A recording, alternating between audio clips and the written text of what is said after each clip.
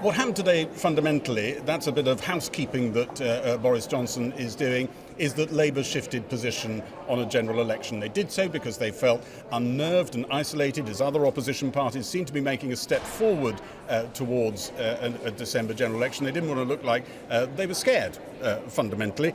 What we're waiting for now, it does look as though this election is going to happen, is a final agreement on the exact date. The 9th, 10th, 11th or 12th, all in play, but all the other areas of disagreement seem to have gone. The idea that the House of Lords, which this bill will have to go to, is going to stand in the way and say no general election, well, that really wouldn't be very good. Days, yeah. Wouldn't be very good for their optics as an unelected House. Extraordinary mood around here today. Very few people absolutely skipping. A couple of people I found cheerful. They happen to be the people who are leaving. One Tory MP I found very low. He has a Lib Dem facing seat and he was wandering around saying to any MP he met, "Nice knowing you." Awful lot of Labour MPs fuming about the leadership's decision to go for a December election, smoke coming out of their ears. What we now start is the Conservative strategy and whether that will be a success. And the strategy, of course, is to fuse these issues of Brexit and the public spending bonanza that's going to happen the other side of Brexit if you elect a Conservative majority government, they'll claim. That fusing, remember, that happened on the side of the bus in the referendum. Now they're going to try and pull that together again, and they hope hold on to some Remain voters because they've gone for a deal and not a no deal. They hope that will make them look responsible with them. Labour will be trying to prize those issues apart. Not just hold on to Remain voters, but hold on to some Leave voters and say we're the party, the true party of public spending that cares about the services out there. We're going to see all of that, but as you say, first the housekeeping here, a few more hours left here on this bill, and then it'll be out to the country. Here's how the last moments of this much unloved Parliament went today. An aide smartens him up for the big occasion. Labour backing a December general election. Now then, guys, big cheer behind the pillar. Are we ready for this election campaign? Let's go out there and fight it now, OK? This only one day after he rubbished the idea. The 12th of December election is less than a fortnight before Christmas. In parts of this country, it'll be dark before 4 p.m. No general election has been held in December since 1923.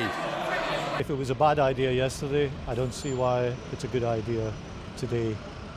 This is not the way to resolve Brexit. The Labour leadership was spooked yesterday by the SNP and the Lib Dems looking keen on an election and Labour looking frightened. The ground shifted and Jeremy Corbyn told scores of reluctant Labour MPs it was time for an election. You know what? The Labour Party loves a debate, but they also love the end of the debate. And this is the end of the debate and we're going out there to win, OK? All the other parties, for various different reasons, have kind of sucked us into a black hole. I don't think it's entirely Jeremy Corbyn's fault, but I will be voting against a general election because there is no thirst for this amongst the public. I think what the public want is for us to solve their problems for them, to get Brexit sorted and then go back to them. Not to go to them first and say, could you solve our problems as a parliament? Whether they're thirsty for it or not, voters are about to get a contest. In the Commons today, the two main party leaders laid out their stalls. And there is only one way to get Brexit done in the face of this unrelenting parliamentary obstructionism. This endless, willful, fingers crossed, not me gov refusal to deliver on the mandate of the people, and that is, Mr. Speaker, to refresh this Parliament and give the people a choice. There is an alternative to austerity. There is an alternative to inequality. There is an alternative to sweetheart trade deals with Donald Trump. There is an alternative of a government that invests in all parts of the country, and a government that's determined to end injustice in our society. Jeremy Corbyn barely mentioned Brexit. Behind him, many stony-faced Labour MPs sat silently. They, like others, aware of how the polls have changed in recent times in the Tories' favour. After the last general election, the political party's conditions looked stable for many months. But the first Brexit delay in March seemed to spasm support levels, the charts darting around, but the Tories seeming to climb back to a lead under Boris Johnson. That doesn't stop unease amongst Tories who've still got the whip or lost it. Say Prime Minister gets a majority, takes us out of the EU within 4 weeks. Of course, he will then get on with his own policies, but I think the rancour is going to remain for a very long time. He'll live with that if he had those two prizes, won't he? Well, he may do, but alternatively they may come back to haunt him. But I worry about the country's future a lot. I think the United Kingdom's future as a union is under very great threat.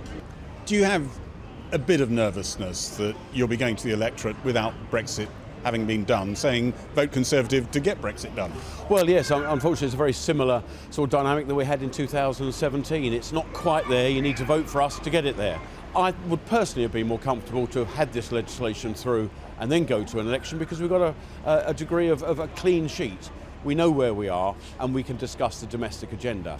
So we'll have that Brexit dynamic looming very, very large over this election. The polls suggest smaller parties could come back better represented after the election, which could make it harder for a majority government to be formed.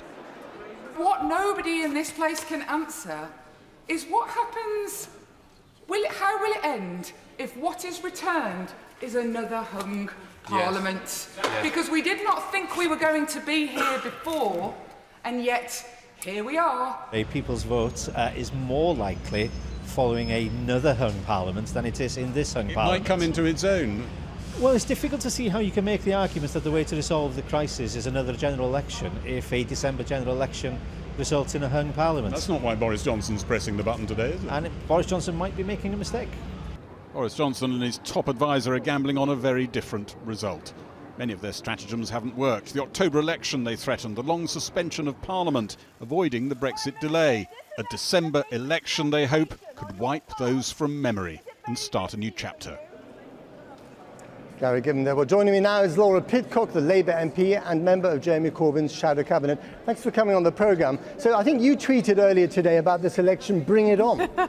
Yeah, I was trying to be really succinct about the general election, but I really mean it. I feel enthusiastic. You're not. There are many people in your party who think the exact opposite. I feel, well, it's not what I'm hearing. I've just been in the chamber, in the shadow cabinet. It was a resounding yes for a general election once we got that word that no deal was off the table. And I just feel like now is the chance to go back to the people, not just on Brexit. I'm not going to talk about Brexit for the whole of this general election campaign, but about every single domestic issue affecting my constituents and each nation. But just to talk about no deal is still on the table. If the Prime Minister's deal passes, his withdrawal agreement, then next summer and at the end of next year, we could still have no deal if the trade negotiations with the EU don't go according to plan. Well, it's all these hypothetical situations. We could talk about, we could talk about forever. Well, what is no deal? The definition of no deal that we have been working by is that we secured an extension so we don't crash out on the 31st of October. We then go to the people in a general election. The Labour Party being very clear about their position.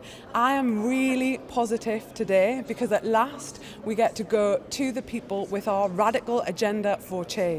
I love your enthusiasm, but at the same time, if you look at the opinion polls, they are pretty dismal for the Labour Party. But why not? Well, and also, you're facing an uphill struggle on an icy road in darkness in the middle of winter. It's not going to be easy, is it? Well, I definitely need to invest in a warm coat and some sturdy shoes. But this could be catastrophic for you. But in all seriousness, they said this the last time, I do not think that this is the same kind of general election, but what will happen when we get into that space, when we walk through the lobbies tonight to vote for it, is that people will see the agenda that we have compared to more of the same with this Conservative government who, let's not forget, have taken us nearly into our 10th year of austerity. But Boris Johnson is not Theresa May. He's a much more formidable campaigner and enemy for the Labour Party. And what's more, fundamentalist, he's got a Brexit deal on the table. He's even more fundamentalist on austerity. He will give us more poverty,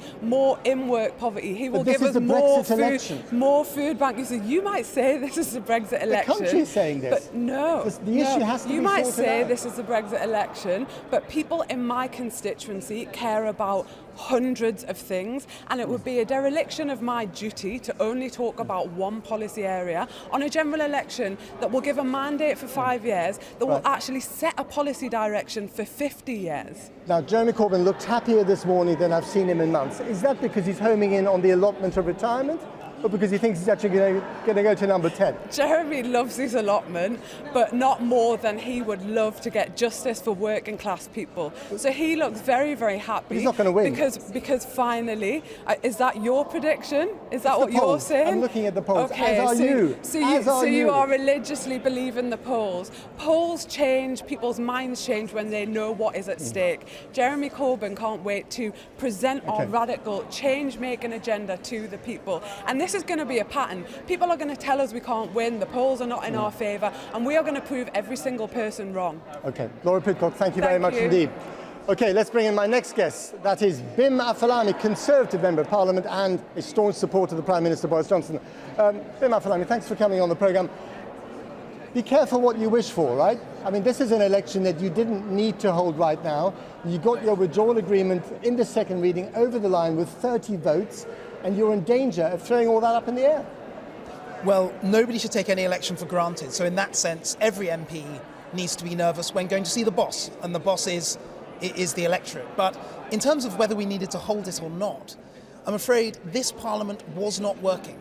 This government does not have a majority. But it worked in the second reading for your Brexit bill. In the second reading... It worked, you got a majority of 30, that's historic. I sat up watching how Labour MP after Labour MP said, I'm voting for second reading, but I'm not sure I'm going to vote at third reading. And the difficulty was this Prime Minister could not be sure of those votes at third reading because we do not have a majority. And in our system, if you don't have a majority, a government can't last very long. Yes. And that's why, reluctantly, we've been forced to seek an election. But what you were afraid of was subjecting this withdrawal agreement to the kind of scrutiny it deserves in the time it deserves in this Parliament. That's why you pulled it. I'm afraid that's really not true. When second reading debate happened, the Labour Party ran out of speakers. You know, these are the people that have been saying, oh, we need more scrutiny, we need more time. The last hour, they weren't even there. So I'm afraid it was their attempt to just dither and delay because they believe for political reasons that they wanted this to fail. And so that's why we have to go to the public. As you know, Bim, elections are full of known unknowns and unknown unknowns. Theresa May started her campaign with a 22-point lead, and we all know what happened after that. You've got a 16-point lead, maybe a 14-point lead. What makes you so confident you won't get another hung parliament? Well, I don't take anything for granted, but what I know about this Prime Minister is he is a formidable campaigner. When he won the Mayor of London, he started 20 points down. This is a government that set out a clear agenda around increased education funding, 20,000 police on the streets, NHS, huge increase in spending. And as I speak as somebody whose father's an NHS consultant, you know, these things really matter to people, in addition to Brexit. Bim Afellami, thank you very much indeed.